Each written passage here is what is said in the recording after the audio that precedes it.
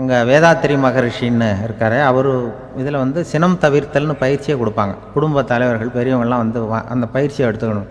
என்ன கூப்பிட்டாங்க ஒரு தரம், சினம் தவிர்த்தல்னு ஒரு பயிற்சி கொடுக்குறோம், அதில் நீ வந்து பேசுன்னாங்க.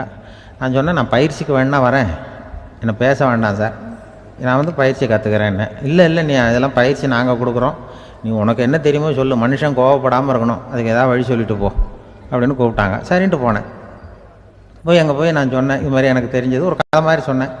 மீனம்பாக்கம் ஏர்போர்ட், அங்கே ஜப்பானுக்கு போக வேண்டிய ஒரு பிரயாணி லக்கேஜோடு நிற்கிறார் நிறையா.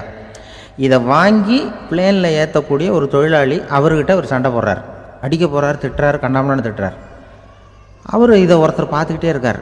அந்த சினம் தவிர்த்தல் பயிற்சி கொடுக்குற பேராசிரியர் ஒருத்தர் பார்த்துக்கிட்டே இருக்கார். இது எப்படி இவன் இந்த ஆள் அவ்வளவு கோபமாக அடிக்க போகிறான், திட்டுறான் அந்த பெரிய மனுஷன், இவர் பதிலுக்கு அவர் திட்டவே இல்லையே. அந்த தொழிலாளி சிரிச்சுக்கிட்டே சரி சார் அப்படின்னுட்டே இருக்கான். இவர் லக்கேஜை வாங்கி பிளேனில் ஏற்றுற தொழிலாளி இவன் கண்ணாமண்ணு அடிக்க போகிறான், திட்டுறான், முகம் செவந்து போச்சு. இவருக்கு என்ன ஆச்சரியம்னா, இந்த ஆள் இவ்வளவு கோவப்படுறான், அதை வாங்கி அந்த தொழிலாளி கொஞ்சம் கூட முகத்தில் கோபமே படலையே, சிரித்த முகத்தோடு இருக்கானே, இவன் வந்து நமக்கு பயிற்சி வகுப்பு எடுக்கலாம் போல இருக்க அப்படின்னு இவர் நினச்சிட்டார். ரொம்ப நேரம் அவர் கத்திக்கிட்டு இருந்தார்.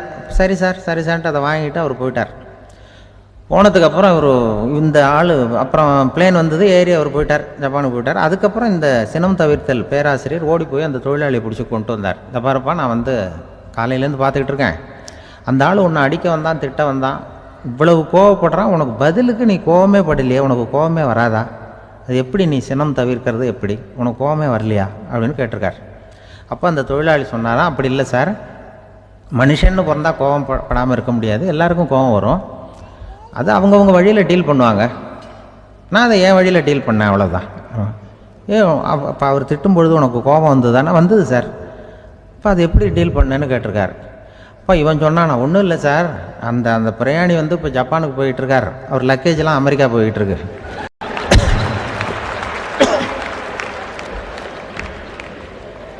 இதுக்கு நாம் எதுக்கு சார் அனாவசியமாக அவன்கிட்ட போய் சண்டை போட்டுக்கிட்டேன்,